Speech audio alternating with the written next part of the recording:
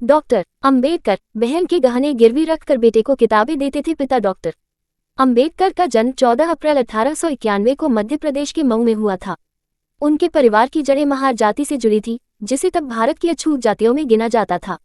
भारत के पहले कानून मंत्री डॉक्टर भीमराव अंबेडकर अपने जमाने में भारत के संभवतः सबसे पढ़े लिखे व्यक्ति थे। उन्होंने ग्रेजुएशन की पढ़ाई मुंबई के मशहूर एल्फिस्टन कॉलेज से की थी और पीएचडी की डिग्री कोलंबिया विश्वविद्यालय और लंदन स्कूल ऑफ इकोनॉमिक्स से हासिल की थी। हालांकि डॉक्टर अंबेडकर के लिए यहाँ तक सफर आसान नहीं था। स्कूल के दिनों में उन्हें न सिर्फ तंगहाली का सामना करना पड़ा था, बल्कि जातिगत भेदभाव भी झेलना पड़ा था। ब्रिटिश आर्मी में थे दादा और पिता डॉक्टर अंबेडकर का जन्म 14 अप्रैल 1891 को मध्य प्रदेश के मऊ में हुआ था। उनके परिवार की जड़ें महार जाति से जुड़ी थी, जिसे तब भारत की अछूत जातियों में गिना जाता था। डॉक्टर अंबेडकर के दादा और पिता दोनों ब्रिटिश इंडियन आर्मी में थे।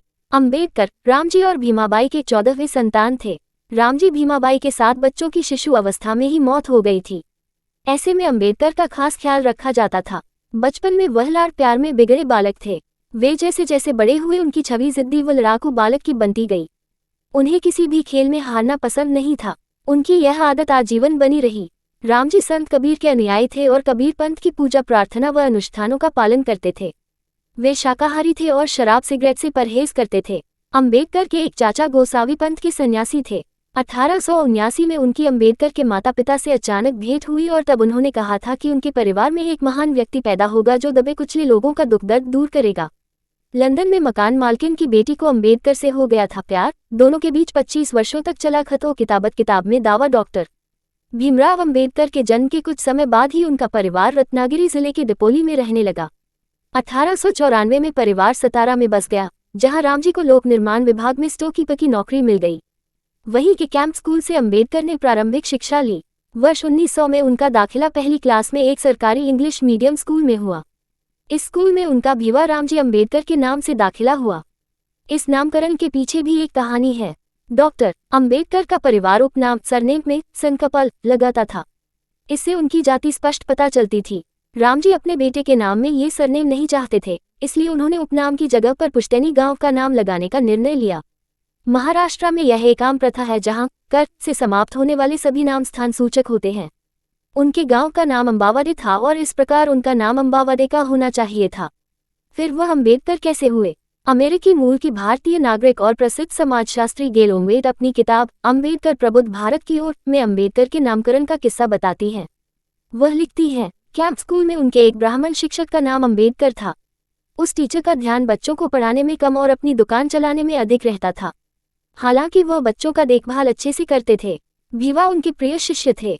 वह रोज भीवा को खाना खिलाते थे ताकि उन्हें लंच के लिए दूर अपने घर आना जाना न पड़े। उसी शिक्षक के सम्मान में बालक का नाम अंबेडकर पड़ गया। बाद के वर्षों में जब अंबेडकर गोलमेज सम्मेलन के शिष्टमंडल के सदस्य बनाए गए, उस मौके पर उक्त शिक्षक ने अंबेडकर को एक भावपूर्ण पत्र लिखा। 1927 में जब अंबेडकर की उस शिक्षक से भेंट हुई तो उन्हें गुरु के रूप में सम्मानित किया। इस प्रकार आधुनिक भारतीय इतिहास का ये लोकप्रिय नाम एक ऐसे शिक्षक के नाम पर पड़ा जो शिक्षण कार्य की दक्षता के लिए तो नहीं जाना जाता था, लेकिन वह एक नेक इंसान थे। बहन के गहने बेच अंबेडकर के लिए किताब लाते थे। रामजी चांगदेव भवानराव खेरमुडे ने अपनी किताब डॉक्टर भीमराव रामजी अंबेडकर में डॉक्टर अंबेडकर को उद्धृत किया है। मैं BA पास कर लूं, इसके लिए मेरे पिता बहुत परेशान रहते थे। सूर्योदय के पहले का समय अध्ययन के लिए उपयुक्त था क्योंकि उस समय मन शांत और अनुशासित होता है। परीक्षा के दिनों में मेरे पिता मुझे सुबह 2 बजे उठा देते थे। बता दें कि रामजी खुद अंग्रेजी, मराठी तथा मोड़ी भाषाएं लिख लेते थे और उन्हें ये चिंता रहती थी कि उनका बेटा केवल पास न हो बल्कि अच्छे नंबर भी लाए। भीवा शुरू में परीक्षा के प्रति लापरवाह थे और पढ़ाई में ध्यान नहीं देते थे, लेकिन 1904 में जब उनका परिवार बम्बई चला गया तब उनका रुझान अध्ययन की ओर हो गया, क्योंकि वहां उन्हें पढ़ने के लिए सभी प्रकार की किताबें उपलब्ध थीं। रामजी अपने बेटे को पढ़ाई के लिए लगातार प्रोत्साहित करते रहते थे और जिस किसी किताब की उन्हें जरूरत होती उसे अपनी पेंशन राशि से खरीदने में कोताही नहीं करते थे। परिवार का खर्च और पढ़ाई के लिए पेंशन काफी नहीं था। ऐसे में पेंशन की राशि खत्म होने पर वे अपनी बहन के पास पहुंच जाते थे। वह अपनी बहन के गहने गिरवी रखकर डॉक्टर अंबेडकर के लिए किताबें खरीदते थे। जब पेंशन की अगली किस्त आ जाती तो वे गिरवी गहने छुड़ाकर बहन को वापस कर देते थे।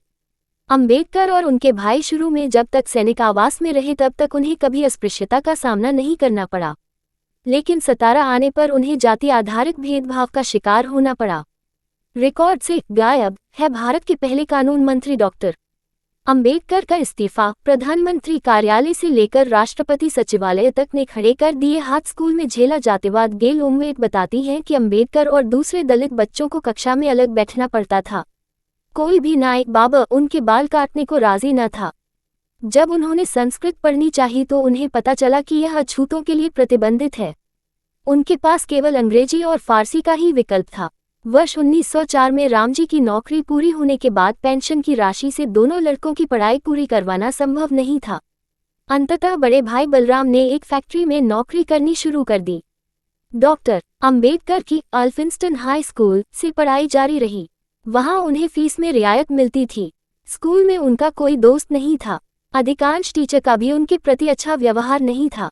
इन उपेक्षाओं से तंग आकर अंबेडकर अपना अधिकांश समय पास के बगीचे में पढ़ने में लगाने लगे। इसका एक फायदा ये हुआ कि विल्सन हाई स्कूल के तत्कालीन प्रिंसिपल कृष्णअर्जुन राव कैलुस्का का ध्यान इस पढ़ाकू विद्यार्थी की ओर गया। कैलुस्का एक सुधारवादी विद्वान थे। कैलुस्का ने अंबेडकर को अपना परिचय दिया और फिर काफी समय तक उन्हें प्रोत्साहित करते रहे।